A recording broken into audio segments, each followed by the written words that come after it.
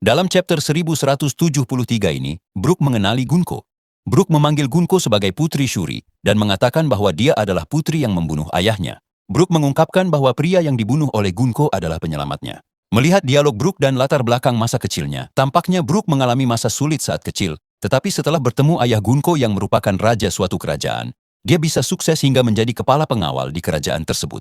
Dan pada saat itu, Brook yang merupakan kepala pengawal sedang menjalani kehidupan damai sambil merawat Gunko, yang merupakan putri raja. Namun, suatu hari terjadi peristiwa tragis yang membuatnya kehilangan orang yang telah merawatnya, dan setelah itu, Brook berhenti menjadi pengawal dan mungkin menjadi bajak laut. Di sini secara pribadi, peristiwa tragis yang terjadi di kerajaan tampaknya adalah perburuan manusia oleh naga langit, sama seperti di lembah dewa. Sehingga Brook mengetahui tentang kesatria dewa, dan itulah sebabnya Gunko menjadi putri yang membunuh ayahnya. Itu tampaknya terkait dengan kasus ini. Sebenarnya, Harald yang menandatangani kontrak dengan Imu, secara mental belum dikuasai oleh Imu, tetapi secara fisik dikendalikan oleh Imu untuk menyerang bawahannya. Saat ini, Gunko disebut sebagai putri yang membunuh ayahnya. Tetapi jika melihat kilas balik di mana dia memanggil ayahnya sambil menangis, tampaknya Gunko juga, seperti Harald, terpaksa membunuh ayahnya karena tubuhnya dikuasai oleh Imu.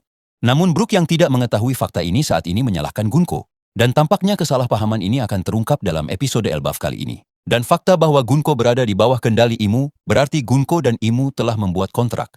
Jika Gunko membuat kontrak atas kehendaknya sendiri, kemungkinan besar Gunko tertipu oleh Imu seperti Harald.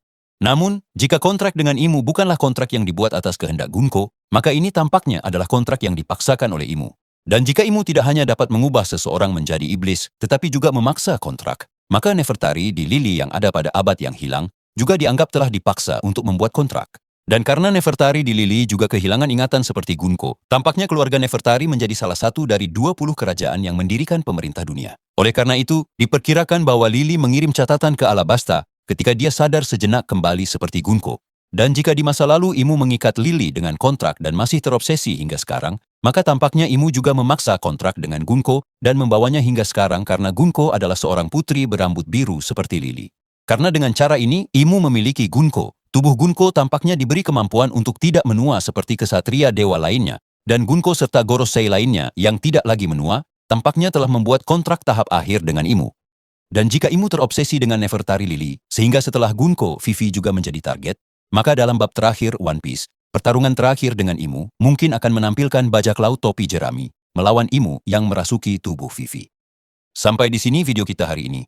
Terima kasih telah menonton, jangan lupa untuk subscribe dan sampai jumpa.